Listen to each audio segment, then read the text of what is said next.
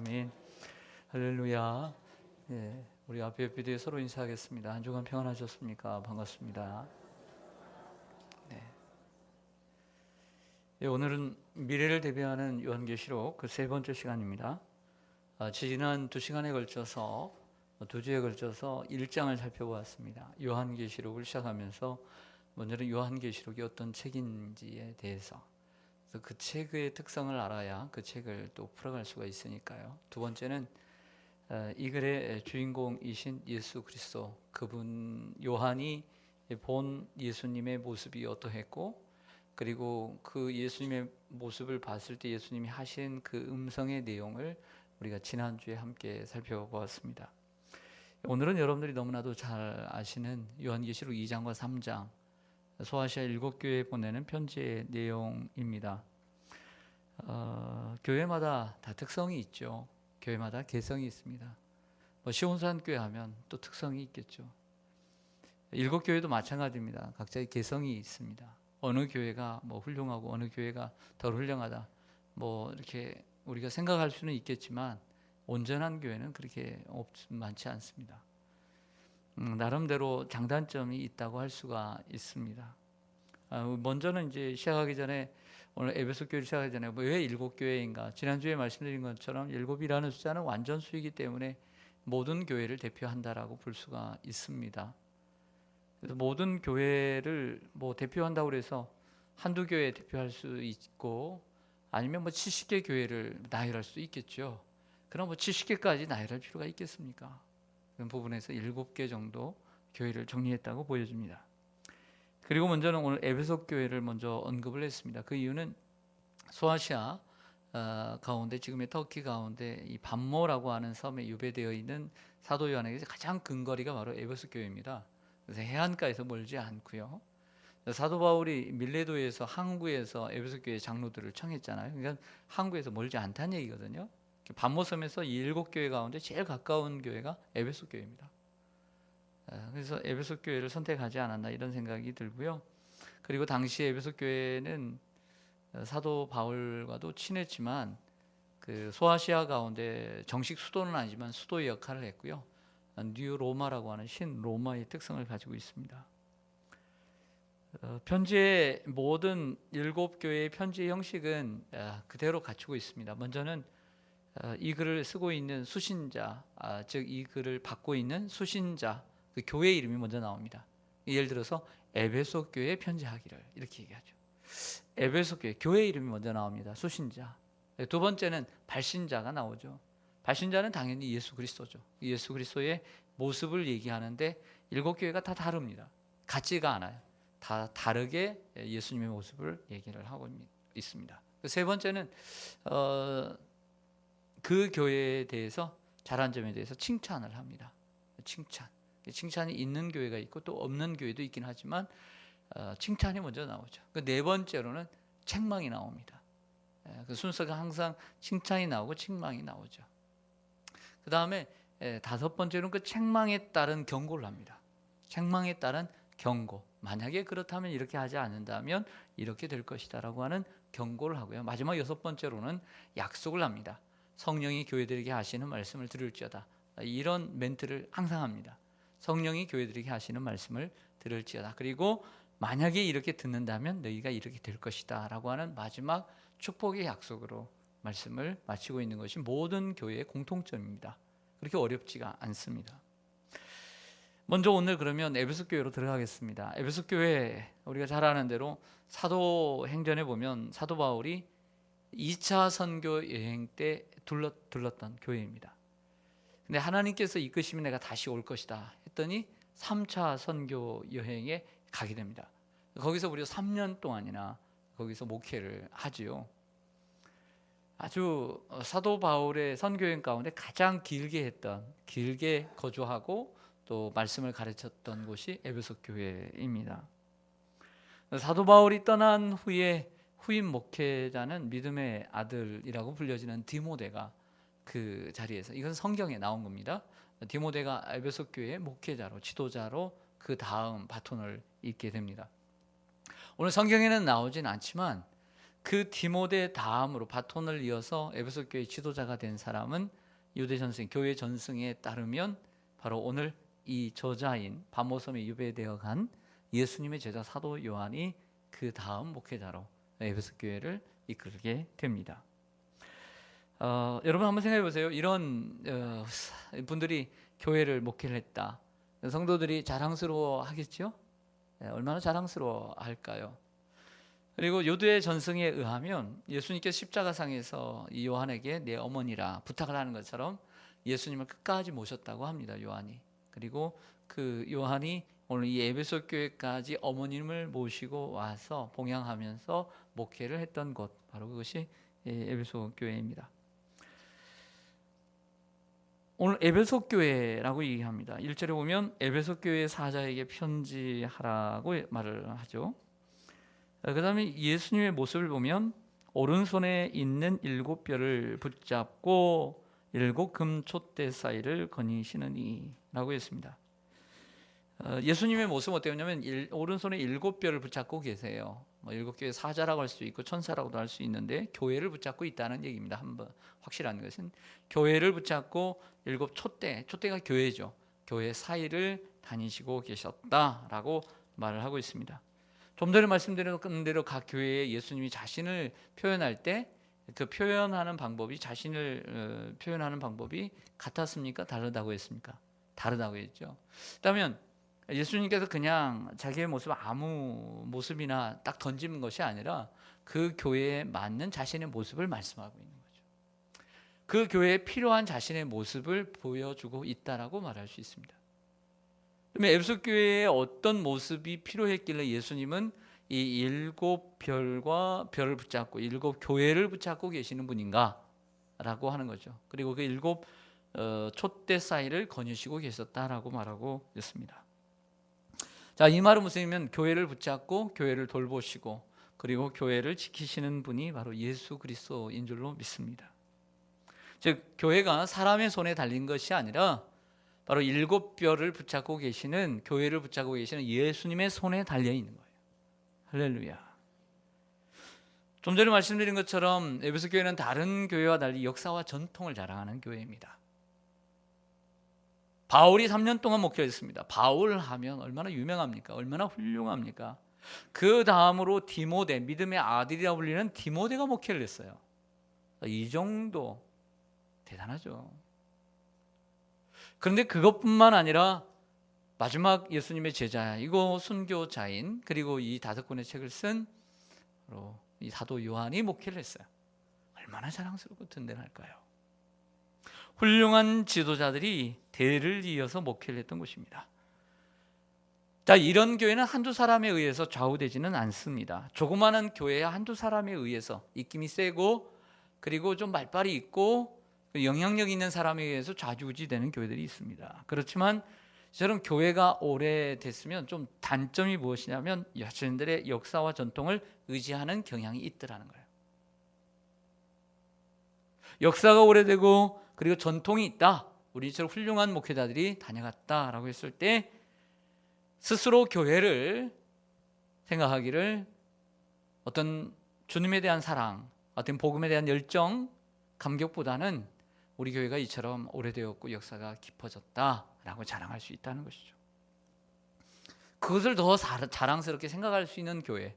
그래서 예수님께서 그 교회에 필요한 말씀이 무엇이냐면, 자신의 말씀이 뭐냐면 바로 그 7별을 붙잡고 계시는 분이 누구냐? 바로 나다라는 거죠. 너희들이 붙잡고 있다고 웃기지 마라. 그런 소리 하지 말아라. 내가 붙들고 있다. 내가 붙들고 내가 보살피고 내가 지키고 있다 라고 하는 것입니다. 우리 교회가 30주년이 되었지만 역사가 오래 갈수록 역사가 오래되었다고 자랑할 거 없습니다. 중요한 것은 그것도 참 좋은 부분이라고 할 수가 있지만 우리는 역사와 전통을 자랑하기 위해서 교회가 세워진 것이 아닙니다. 할렐루야. 그렇죠? 우리 역사와 전통을 자랑하려고 교회 세운 게 아니에요. 주님을 자랑하려고 교회를 세운 거죠. 그래서 그런 모습이 예수님에게 비춰지지 않았을까? 그래서 예수님께서 일부러 그 7뼈를 붙잡고 계신다라고 말씀하고 있습니다. 에베소 교회는 칭찬이 있습니다. 2절과 3절을 좀 보시죠. 내가 내 행위와 수고와 내 인내를 알고, 세 가지를 얘기합니다. 행위, 수고, 인내를 알고.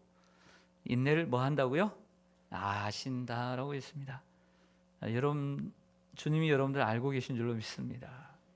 또 악한 자들을 용납하지 아니한 것과 자칭 사도라 하되 아닌 자들을 시험하여 그의 거짓된 것을 내가 드러낸 것과 내가 참고 내 이름을 위하여 견디고 게으르지 아니한 것을 아노라.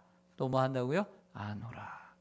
주님이 우리 교회도 아시는 줄로 믿습니다. 또 여러분들도 잘 아시고, 여러분들이 헌신하고 주님을 위해서 얼마나 얼마나 여러분들이 봉사하고 애쓰는지를 알고 계십니다. 주님은 아시는 분입니다. 주님은 교회를 알고 성도를 알고 계십니다. 행위를 기억하고 계십니다. 자, 2절에 세 가지를 얘기합니다. 행위를 알고, 수고를 알고, 인내를 안다 라고 하셨습니다. 근데 3절 초반절에 보면 하반절에 보면 세 가지 단어를 또 찾을 수가 있습니다. 뭘 안다라고 했냐면 3절에 보면 내가 참고, 3절에 보면 참고 또 내 이름을 견디고 또 게으르지 아니하는 것을 안다. 2절 상반절에 보면 내 행위와 수고와 인내를 안다. 그랬죠? 세 가지를 알고 또 3절에서는 또 세 가지를 안다라고 했습니다. 그 세 가지를 연결해 보면 연결이 되더라고요. 보니까 먼저는 확실하게 되는 건 인내와 참고입니다. 인내를 안다고 그랬죠? 그래서 3절에 보면 내가 참고를 안다는 거예요. 참는 것을 알았다라고 말하고 있습니다. 두 번째는 수고를 안다고 그랬습니다. 3절에 보면 3절에서 뭐냐면 그 수고는 게으르지 아니한 것, 부지런하다라고 하는 것과 연결이 될 것 같습니다. 그리고 첫 번째 2절에 보면 행위라고 했습니다. 그 행위는 견디고라는 단어와 연결이 될 수 있는 것이죠. 사도 바울은 이런 표현을 자주 썼습니다. 특별히 데살로니가 교회 1장 5절에 보면 1장 3절에 그런 표현을 먼저 쓰죠. 내가 믿음의 역사와 사랑의 수고와 그 다음에 사랑의 수고와 소망의 인내, 이런 단어를 썼습니다. 소망이 있으면 인내를 하고, 사랑을 가지면 수고를 하게 되죠. 믿음을 가지면 역사를 일으키게 된다는 것입니다. 자, 오늘 말씀에도 보면 그 세 가지를 일부러 또 세 가지와 연결하는 것을 알게 됩니다. 자, 어떤 교회였는지 보면 행위와 수고와 인내가 있다. 한마디로 열심히 있는 교회였습니다.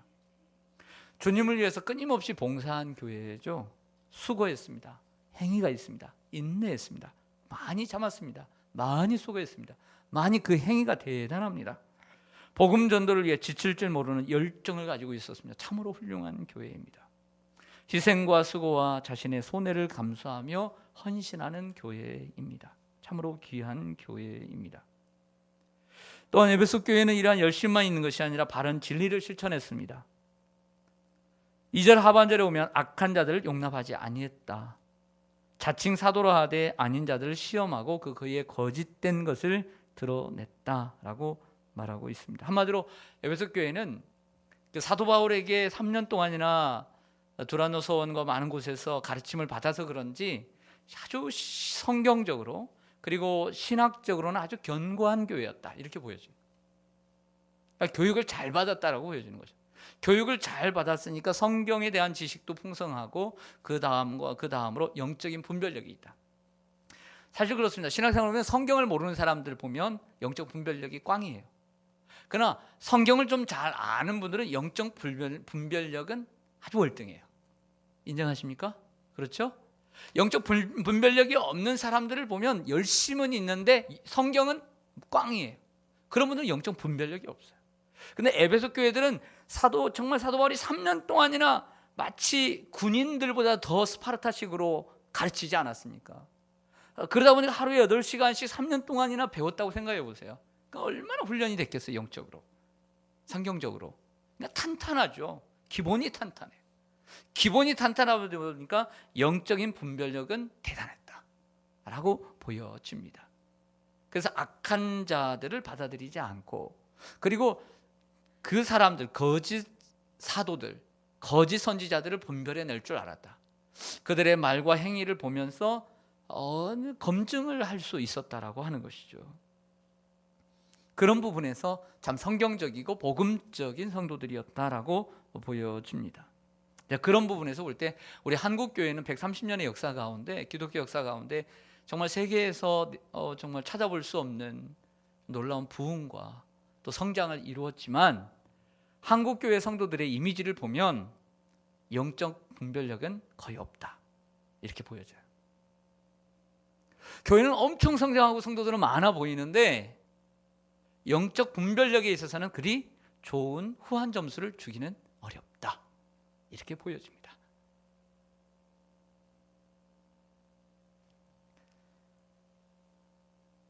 그러므로 여러분도 아무 말씀이나 아멘으로 받지 말고 그 말씀이 그러한가 생각하고 분별해야 할 것입니다. 참으로 한국 교회는 분별력이 필요한 시대라고 보여집니다. 대표적으로 6절에 보면 나중에 다루고 있지만은 니골라당을 들 수 있습니다. 6절 보시면 이렇게 말하죠. 오직 내게 이것이 있으니 내가 니골라당의 행위를 미워하는도다. 나도 이것을 미워하노라 보였습니다. 니골라당의 행위, 성경에 나오는 이 니골라, 여러분들 들어보신 것처럼 초대교회 6장에 보면 구제의 문제로 그 재정의 문제를 맡기기 위해서 말씀과 성령이 충만하고 사람들에게 칭찬받는 사람 7을 택하죠. 스데반과 빌립과 함께 마지막 사람이 누구냐면 니골라라고 하는 사람입니다. 바로 이 니골라라고 하는 7집사 중에 이 한 사람이 나중에 이단으로 빠졌을 것이다 라고 하는 추측을 하곤 있지만은 그렇다고 100% 확신할 수는 없습니다. 가능성은 있다, 그러나 정확하지는 않다라고 하는 것입니다. 니골라당의 행위라고 얘기합니다. 행위라는 것은 뭐냐면 그 니골라와 니골라를 추종하는 사람들이 전파한 그 말씀이 거짓인데 그 교리를 가지고 또 행하는 것이죠.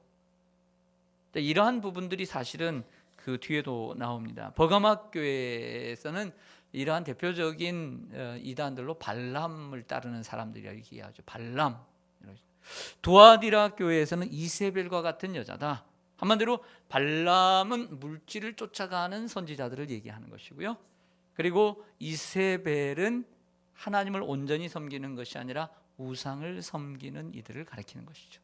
그러니까 이러한 돈에 눈이 멀고 복음을 전하는 척하면서 그 속셈은 돈에 있는 사람들이 있다. 그리고 진정한 예수 그리스도 하나님을 가르치지 않고 은근히 혼합 종교로서 우상을 숭배하게 하는 사람들도 있더라라고 하는 것이죠. 이것을 잘 분별해야 될 줄로 믿습니다. 네. 자, 책망에 대해서 들어가 보겠습니다. 4절을 같이 보겠습니다. 그러나 반전이죠. 같이 한번 읽겠습니다. 시작. 그러나 너를 책망할 것이 있나니 너의 처음 사랑을 버렸느니라. 아멘. 네. 사실 인간의 모든 사랑은 가변적일 수밖에 없는 숙명을 지니고 있습니다. 불같이 뜨거웠던 사랑도 시간이 가면, 세월이 가면 그 사랑이 언제 불이었는가 싶을 정도로 식어버립니다. 그래서 사람들은 일명 결혼을 사랑의 무덤이라고 얘기를 하는 것이죠. 그래서 아무리 뜨겁게 사랑해서 결혼을 해서 난 당신하고 평생 살아야 되겠다라고 결혼을 하지만 그 처음 뜨거웠던 사랑을 가지지는 않죠. 네. 그래서 당신 가니까 나도 같이 죽겠다 따라가는 사람 없습니다. 보셨습니까? 그래서 사람은 죽을 때 혼자 죽는 겁니다.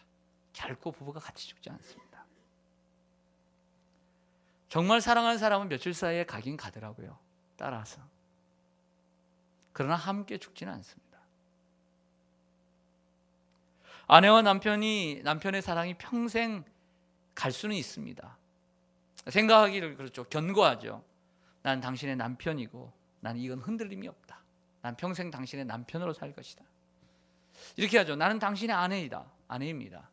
난 여기에 대한 진리, 이것에 대한 것은 나는 분명합니다. 에베소 교회처럼. 예수님이 내 신랑이십니다. 나는 주님의 신부입니다. 나는 평생 주님은 따라갑니다. 여기에 대한 진리는 확고합니다. 변하지 않습니다. 이런 생각이는 똑같죠. 그렇지만 에베소 교회처럼 거기에 대해서는 확실합니다. 내가 예수 그리스도 외에는 나는 구원받을 자가 없는 줄 믿습니다. 어떤 환난과 가난과 어떤 질병이 오더라도 나는 흔들림이 없습니다.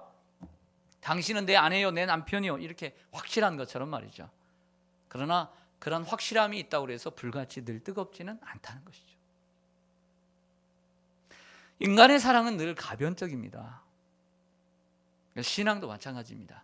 주님을 향한 사랑도 늘 처음처럼 불같이 뜨겁지 않다는 것이죠. 바른 진리는 갖고 있지만 그 확고한 진리만큼 항상 처음처럼 뜨겁지는 않다는 것이죠. 어떻게 맞는 것 같아요? 안 맞는 것 같아요? 어떻게 주님의 사랑이 변할 수 있습니까? 그렇죠. 주님에 대한 사랑은 변할 수 없지만 한번 생각해 보세요. 주님을 향한 여러분들 뜨거운 그 마음. 예. 어떤 집사님 그러시더라고요. 처음 주님 만나고 보니까 완전히 세상이 달라 보이더래요. 사는 게 너무 감격이고 내가 살아있는 자체가 너무 감격이고 다 큰 어른 남자가 맨날 눈물을 흘리고 질질 짰대요. 지금도 그럴까요? 묻고 싶어요. 네, 여러분들도 아마 그랬을 거예요. 처음 주님 만났던 그 순간, 구원받았던 그 순간 너무나 감격스럽죠.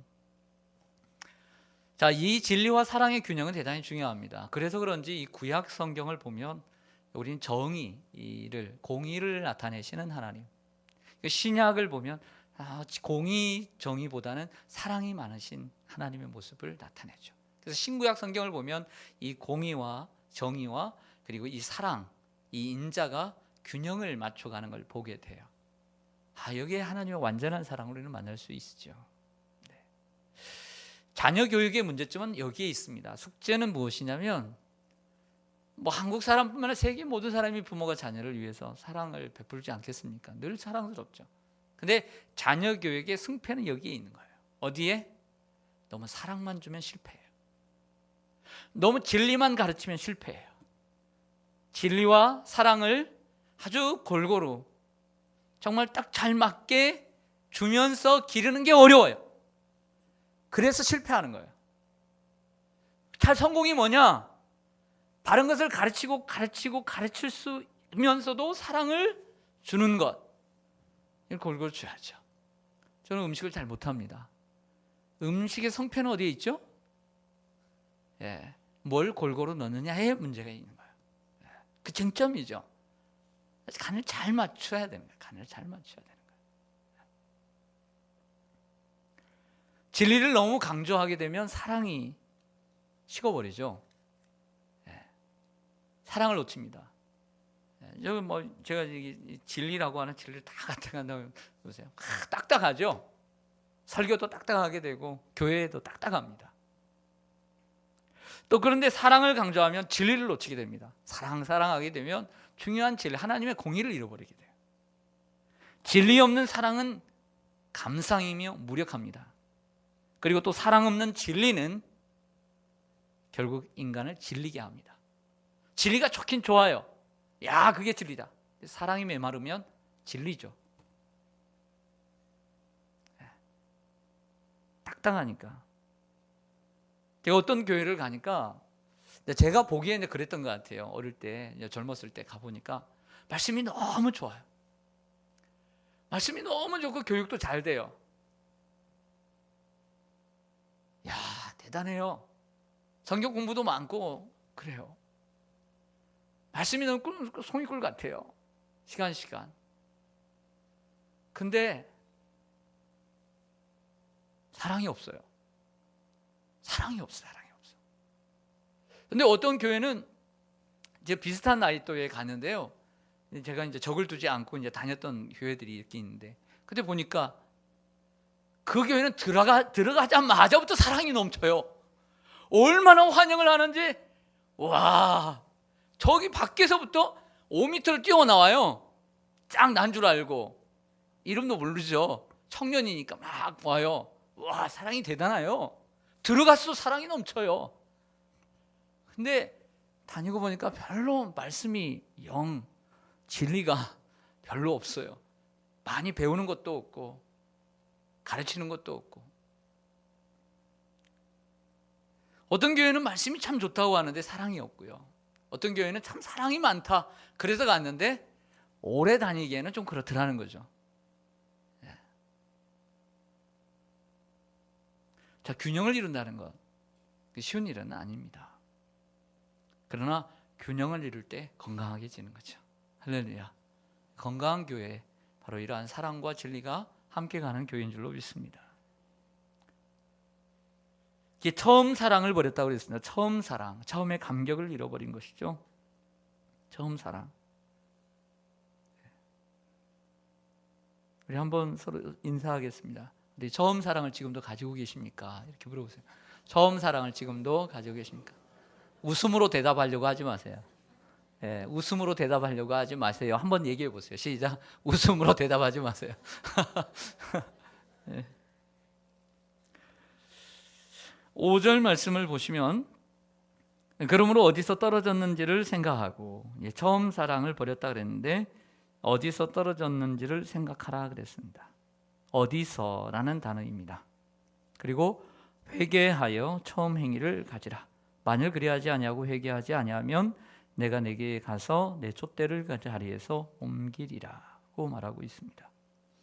먼저는 어디서 떨어졌는지를 생각하라고 말하고 있습니다. 생각하라. 그 전에 성경은 기억하라 이런 말도 있습니다.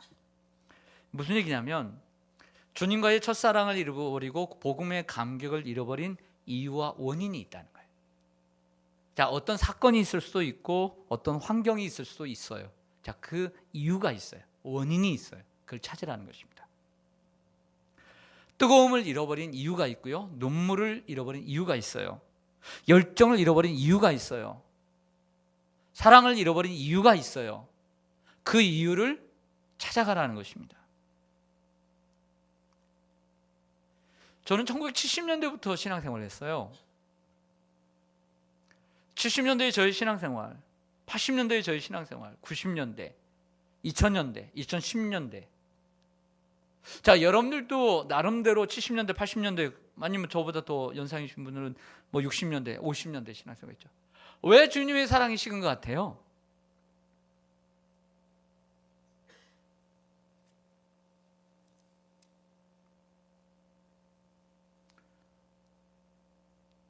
근데 저는 이런 표현이 눈에 들어왔어요. 처음 사랑을 버렸다라고 했어요. 버렸다. 자, 처음 사랑을 잃어버렸다라고도 표현할 수 있지만 처음 사랑을 버렸다. 버린 사람의 주체는 나예요. 내가 버린 거예요. 주님이 나에게서 그 처음 사랑을 빼앗아 간 것이 아니라 내가 버린 거예요. 문제는 나에게서 찾아야 된다는 거죠. 주님에게서 찾아서는 안 된다는 거예요. 나에게서 찾아야 된다. 왜요? 나에게 문제 있으니까. 저는 이런 생각을 했어요. 주님에 대한 첫사랑이, 제 사랑이 식어진 것은, 버린 이유는 배부르기 때문이에요.